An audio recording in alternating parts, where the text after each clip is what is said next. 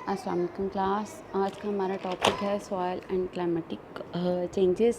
जिस तरह से सॉइल जो है वो that is expose to the environmental condition, vast area है वहाँ पे, यहाँ पे वाटर कंपैरेटिवली कम है, इस वजह से सॉइल में फ्लक्चुएशंस जो हैं वो काफ़ी ज़्यादा हैं। इसी चेंज को इन्हीं फ्लक्चुएशंस को वहाँ पे मौजूद माइक्रो ऑर्गेनिज़म्स कैसे कोप करते हैं, that is the subject of our current discussion today. तो सॉइल में पहले तो हमें ये समझना है कि सॉइल में किस किस्म की चेंजेस आ सकती हैं। जिस तरह से सबसे पहले अगर हम बात करें तो जो सबसे पहला चेंज जो कि वाटर में आता है दैट इज़ द डिहाइड्रेशन। अगर जो सॉइल में आता है that is dehydration. Soil is subject to periodic dehydration, क्योंकि वो यहाँ एवेपोरेशन बहुत ज़्यादा होती है, इस वजह से यहाँ पे जो डिहाइड्रेशन है वो भी ज़्यादा हो सकती है। तो ये एक जो चेंज जिससे माइक्रो ऑर्गेनिज़म्स को कोप करना पड़ता है that is they have to cope with the intense period of dehydration. एक वक्त में जब रेनफॉल है तो बहुत सा वाटर मौजूद है, और दूसरे वक्त में जब जो सनलाइट है बहुत एक्सटेंसिव और प्रोलॉन्ग पीरियड के लिए है तो सॉइल जो है उससे वाटर एवेपोरेट कर सकता है, और यहाँ पर बहुत कम जो है वो पाया जा सकता है।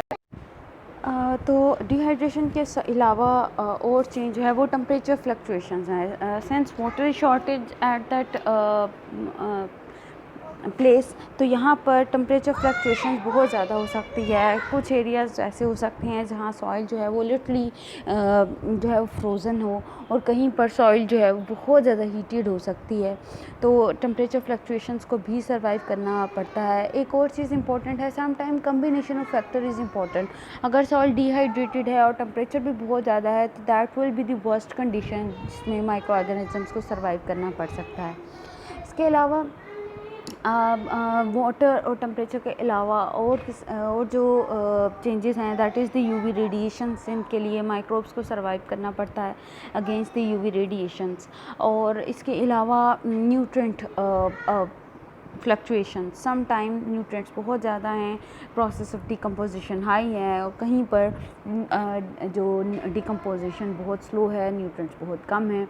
तो इस तरह से ये चेंजेस जो हैं इनको कोप करना पड़ता है।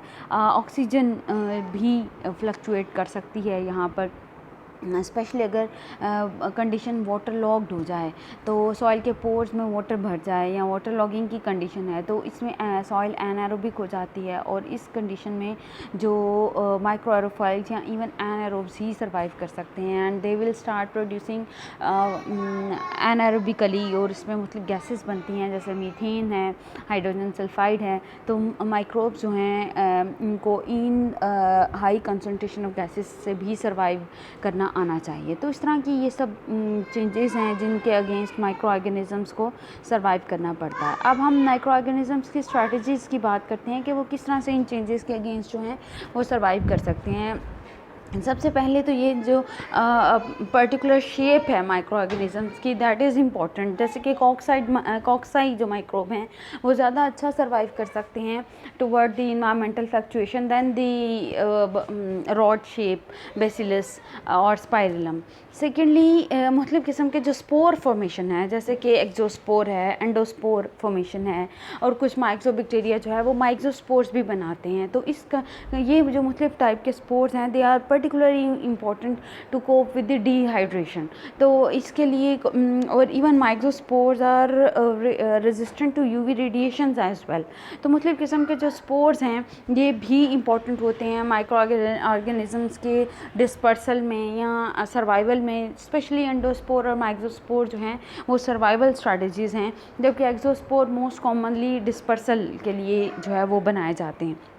इसके अलावा we have already studied about the biofilm, और हमने ये देखा है कि बायोफिल्म जो है उसमें वाटर चैनल्स मौजूद होते हैं, और यहाँ ये जो वाटर चैनल्स हैं they are specially important to cope for the dehydrating condition of the micro organisms. तो डिहाइड्रेशन को कोप करने के लिए दीज बायोफिल्म रियली इम्पॉर्टेंट। तो माइक्रो ऑर्गेनिज़म्स बेनिफिट लेते हैं बायोफिल्म से, लेकिन अगर बहुत जो डिहाइड्रेटेड पीरियड है वो बहुत प्रोलॉन्ग्ड है तो उस केस में जो अपर लेयर है उसे डिहाइड्रेशन का सामना करना पड़ सकता है, इवन उनकी डेथ हो सकती है।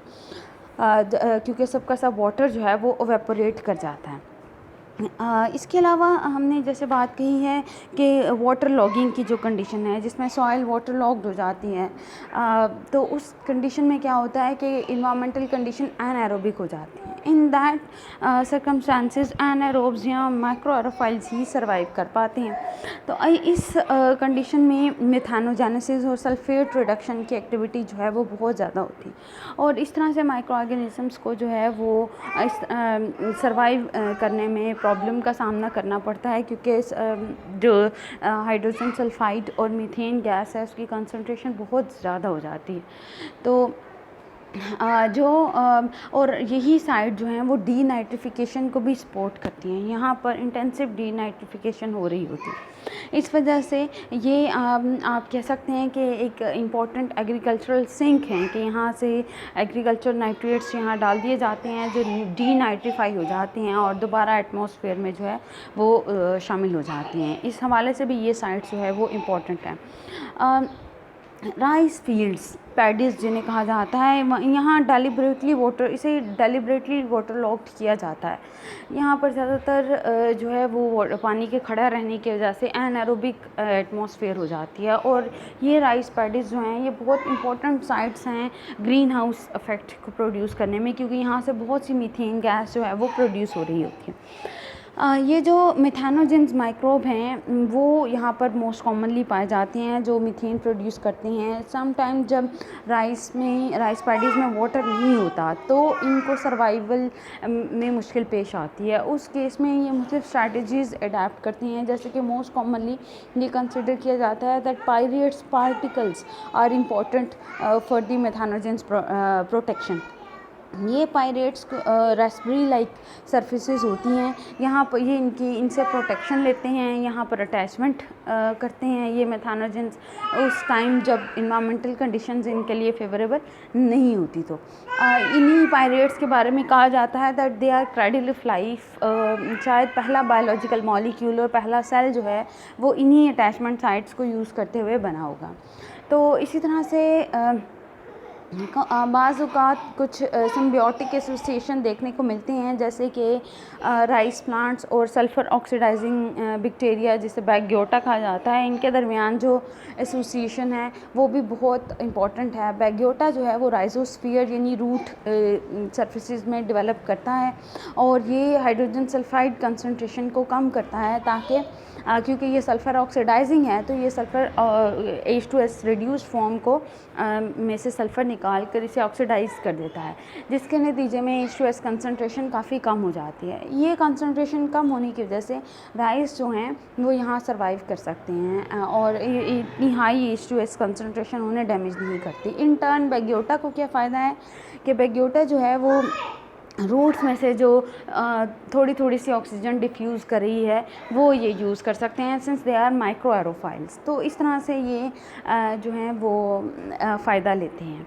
राइस पैडीज़ जो हैं वो वैसे भी नाइट्रोजन फिक्सेशन के लिए भी बहुत इंपॉर्टेंट साइट्स हैं, बिकॉज मोस्ट ऑफ द साइनोबैक्टीरियाज जो हैं वो यहाँ पर पाए जाते हैं और वो काफ़ी हाई परसेंटेज में जो नाइट्रोजन है उसे फिक्स करते हैं। तो इस लिहाज से ये जो साइट्स हैं दे आर वेरी इंपॉर्टेंट। इसी तरह से आपने ये पहले फैक्टर्स को डिस्कस कर लेना है, उसके बाद माइक्रोब्स की स्ट्रैटेजीज़ को डिस्कस कर लेना है जो कि इनको चाहिए यहाँ पर मौजूद मुख्तलिफ माइक्रोब्स जो हैं वो अडेप्ट करते हैं।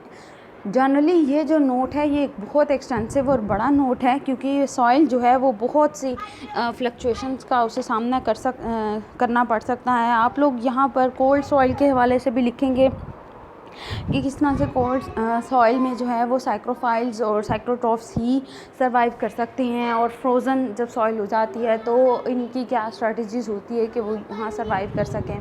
इसी तरह से आप इसी तरह से न्यूट्रिएंट डेफिशिएंसी को माइक्रोब जो हैं वो कैसे सर्वाइव करते हैं जब हाई न्यूट्रिएंट टाइम होता है, बायोफिल्म फॉर्मेशन होती है, और जब कम न्यूट्रिएंट्स अवेलेबल होते हैं तो उस वक्त स्टार्विंग सेल्स बनते हैं, रॉट कोकस ट्रांसफॉर्मेशन होती है, और इसी तरह से मतलब जो स्पोर्स हैं वो बनते हैं क्योंकि न्यूट्रिएंट्स अवेलेबल नहीं होते। लेकिन स्पोर्स जो हैं वो मोस्ट कॉमनली वाटर शॉर्टेज के नतीजे में बनते हैं। न्यूट्रिएंट की अवेलेबिलिटी को सर्वाइव करने के लिए ज़्यादातर स्टार्विंग सेल्स ही बनते हैं। तो इस तरह से आपने ये सब जो पॉइंट्स हैं यहाँ पे बना लेने हैं और इनको यहाँ पर वन बाय वन डिस्कस भी करना है। कोई बात नहीं है ना।